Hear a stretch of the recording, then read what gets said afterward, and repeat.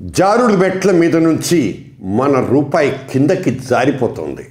అంతర్జాతీయ మార్కెట్లో అమెరికా డాలర్తో పోలిస్తే ఇండియన్ రూపీ వాల్యూ గణనీయంగా పడిపోయింది. ఈ క్షణానికైతే 92 పైసలు. రేపో మాపో సెంచరీ కొట్టడం ఖాయం. రూపాయి బక్క చిక్కిపోతోందన్న వార్త స్టాక్ మార్కెట్ను షేక్ చేసి పారేస్తోంది. ఇది కేవలం ఆర్థిక నిపుణులకు, పెట్టుబడిదారులకు, షేర్ మార్కెట్లో లాభాలు వెతుక్కునే వాళ్లకు సంబంధించిన అంశం మాత్రమే కాదు.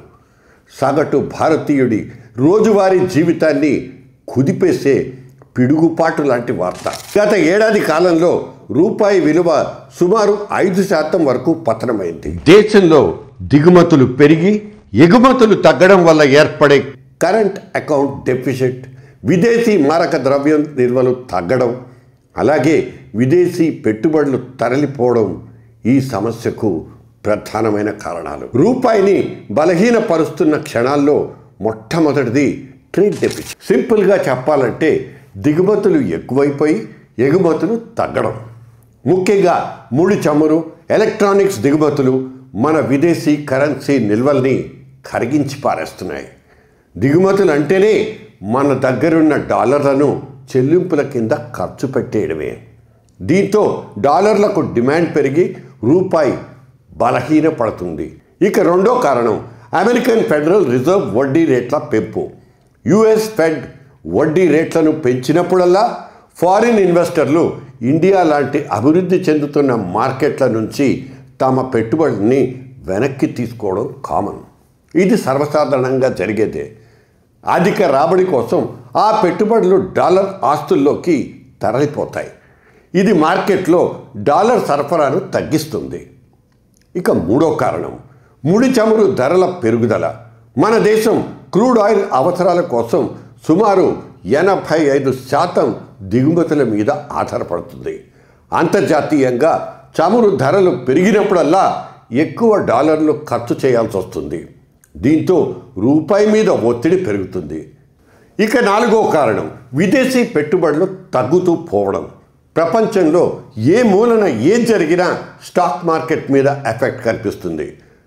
ఆర్థిక అనిశ్చితి, అధిక ద్రవ్యోల్బణం లేదా దేశీయ ఆర్థిక విధానాల మీద అపనమ్మకం, ఇటువంటి రకరకాల కారణాలతో విదేశీ ప్రత్యక్ష పెట్టుబడులు అంటే ఎఫ్డిఐలు ఇంకా విదేశీ సంస్థాగత పెట్టుబడులు పూర్తిగా తగ్గిపోతాయి.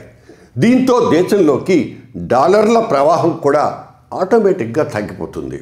ఇక ఐదో కారణం ప్రధానమైనది బలమైన డాలర్ ఇండెక్స్. ప్రపంచవ్యాప్తంగా డాలర్కు డిమాండ్ పెరిగిందంటే మన రూపాయికి ముడినట్లే. సంక్షోభ సమయాల్లో సురక్షితమైన పెట్టుబడులకు ఏకైక ఆప్షన్ డాలర్ మార్కెట్టే. అందువల్ల ఇతర కరెన్సీలతో పాటు రూపాయి కూడా డాలర్తో పోలిస్తే బలహీనపడిపోతుంది. రూపాయి పతనం దేశ ఆర్థిక వ్యవస్థ మీద చూపించే ప్రభావాలు ఎక్కువగానే ఉంటాయి. అందులో మొదటిది ద్రవ్యోల్బణం పెరగడం. దీన్నే ఇన్ఫ్లేషన్ అనుకుంటూ ఉంటాం. ముఖ్యంగా దిగుమతి చేసుకునే వస్తువుల రేట్లు అమాంతం అశాంతం పెరిగిపోతాయి. పెట్రోల్, డీజిల్, యంత్ర సామాగ్రి, ఎలక్ట్రానిక్ వస్తువులు మరింత ఖరీదైనవిగా మారిపోతాయి. దీని మూలంగా ఇతర వస్తువుల ఉత్పత్తి వ్యయం రెట్టింపై తద్వారా అన్ని వస్తువుల ధరలు పెరిగిపోతాయి. ఆర్థిక నిపుణుల భాషలో చెప్పాలంటే కాస్ట్ పుష్ ఇన్ఫ్లేషన్ అన్నమాట. ఇక రెండో అంశం స్టాక్ మార్కెట్లో అనిశ్చితి. విదేశీ ప్రత్యక్ష పెట్టుబడులు తరలిపోవడం వల్ల మన స్టాక్ మార్కెట్లు భారీగా పతనమయ్యే ప్రమాదం ఉంటుంది. మూడో ప్రధాన కారణం విదేశీ అప్పుల భారం. కేంద్ర రాష్ట్ర ప్రభుత్వాలు కానీ మన దేశంలోని కంపెనీలు కానీ విదేశీ బ్యాంకుల నుంచి తీసుకున్న అప్పుల్ని తిరిగి చెల్లించాలంటే ఎక్కువ రూపాయల్ని చెల్లించాల్సి వస్తుంది. ఇక నాలుగో అంశం రిజర్వ్ బ్యాంక్ జోక్యం. మారక ద్రవ్య నిల్వల క్షీణత, రూపాయి పతనాన్ని అడ్డుకోవడానికి భారత రిజర్వ్ బ్యాంక్ రకరకాల ప్రయత్నాలు చేస్తుంది. అందులో ఒకటి మన దగ్గరున్న డాలర్లను విక్రయించడం. దీంతో సహజంగానే విదేశీ మారక ద్రవ్య నిల్వలు కొంతమేరకైనా తగ్గుతాయి. చివరిగా ఐదో ప్రధాన అంశం ఎగుమతిదారులకు లాభం జరగటం. రూపాయి వీక్ అవ్వడం వల్ల మన వస్తువులు అంతర్జాతీయ మార్కెట్లో చౌకగా మారతాయి. దీనివలన ఎగుమతుల వ్యాపారంలో ఉన్న వాళ్లకు దండిగా లాభాలు. ముఖ్యంగా ఐటీ సేవలు, టెక్స్టైల్ కంపెనీలకు మేలే జరుగుతుంది. రూపాయి చుట్టూ అనేక అంకెల గారడి ఉంటుంది.